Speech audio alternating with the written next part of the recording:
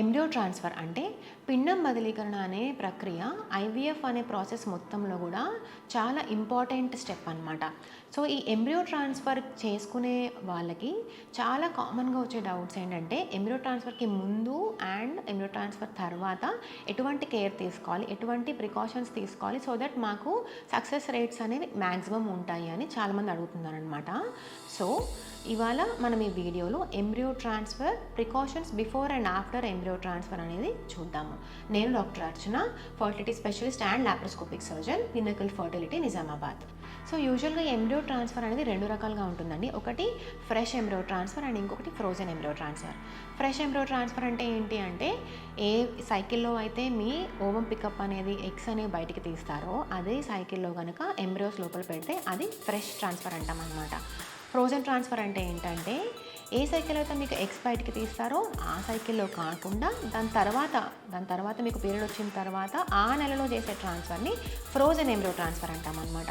So ఈ frozen యూజువల్గా ఇప్పుడు more than 90% of the times అందరం ఫ్రోజన్ ఎంబ్రియో ట్రాన్స్ఫర్ చేస్తున్నాం అనమాట. సో ఈ ఎంబ్రియో ట్రాన్స్ఫర్ అనేది ఎయిదర్ ఫ్రెష్ ట్రాన్స్ఫర్ అయినా ఫ్రోజన్ ట్రాన్స్ఫర్ అయినా ప్రికాషన్స్ బిఫోర్ అండ్ ఆఫ్టర్ ఒకేలా ఉంటాయన్నమాట, ఆల్మోస్ట్ ఆల్.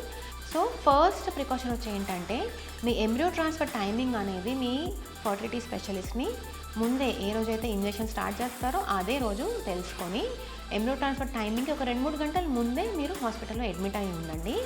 అండ్ ఏవైతే మెడికేషన్స్ మీకు ట్రాన్స్ఫర్కి ముందు ప్రిస్క్రైబ్ చేశారో అవన్నీ మెడికేషన్స్ కూడా రెగ్యులర్గా క్రమం తప్పకుండా వేసుకుంటూ ఉండండి.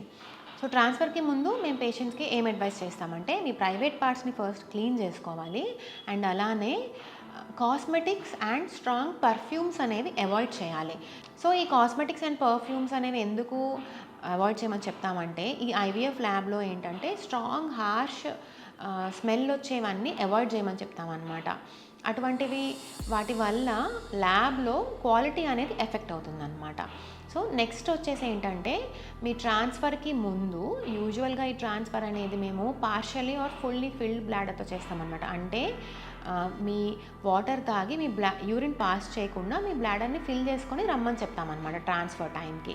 అండ్ మేము అల్ట్రాసౌండ్లో చూసుకొని కరెక్ట్గా బ్లాడర్ కరెక్ట్గా ఉంది, యూట్రస్ పొజిషన్ కరెక్ట్గా ఉంది అని చూసుకొని దాని తర్వాత ట్రాన్స్ఫర్కి షిఫ్ట్ చేసుకుంటాం అనమాట. బ్లాడర్ ఫిల్ చేయడం వల్ల అడ్వాంటేజెస్ ఏముంటాయి అంటే మనకి యూట్రస్ యొక్క యాంగిల్ అనేది స్ట్రైట్ అవుతుంది అండ్ ట్రాన్స్ఫర్ అనేది ఈజీ అవుతుంది, ఇదొకటి.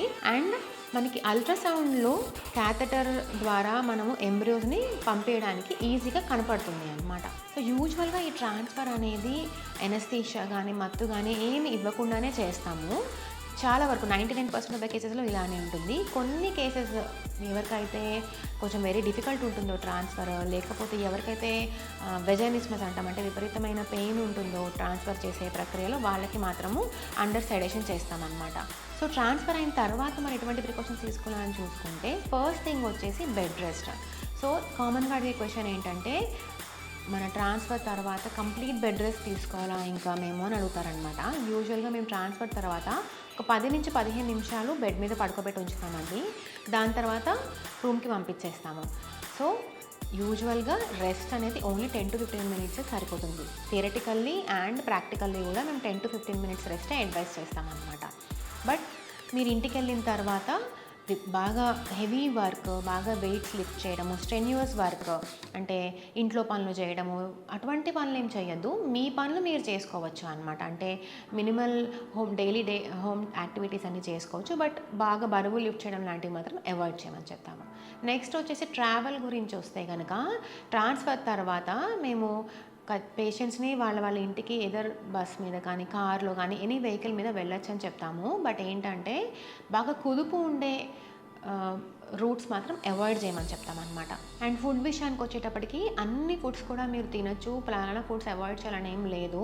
జస్ట్ హోమ్ కుక్డ్ ఫుడ్స్ తినండి. బయట ఫుడ్స్, అన్హెల్దీ ఫుడ్స్ అన్నీ అవాయిడ్ చేయండి. Home cooked and healthy foods మటుకి తినండి. లాస్ట్ బట్ ఇంపార్టెంట్ థింగ్ వచ్చేసి ఏంటంటే స్ట్రెస్.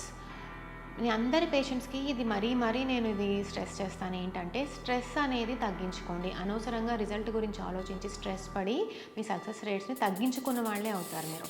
సో మీ డాక్టర్ ఇచ్చిన మెడికేషన్స్ అన్నీ ప్రాపర్గా తీసుకోండి. బెడ్ రెస్ట్ మీకు చెప్పినంత వరకు తీసుకోండి. ట్రావెలింగ్ ఎక్కువ అన్నెసరీ ట్రావెల్స్ అండ్ ఎక్కువ కుదుపు ఉండే పనులు కన్నా ఏం చేయొద్దు. And food healthy food, home cooked food తీసుకోండి అండ్ స్ట్రెస్ని తగ్గించుకోండి. సో ఈ వీడియో మీ అందరికీ ఉపయోగపడుతుంది అనుకుంటున్నానండి. మరిన్ని ఇన్ఫర్మేటివ్ వీడియోస్ కోసం మా ఛానల్ని లైక్ చేయండి, సబ్స్క్రైబ్ చేయండి, షేర్ చేయండి. నేను doctor Archana, fertility specialist and laparoscopic surgeon, Pinnacle fertility, Nizamabad.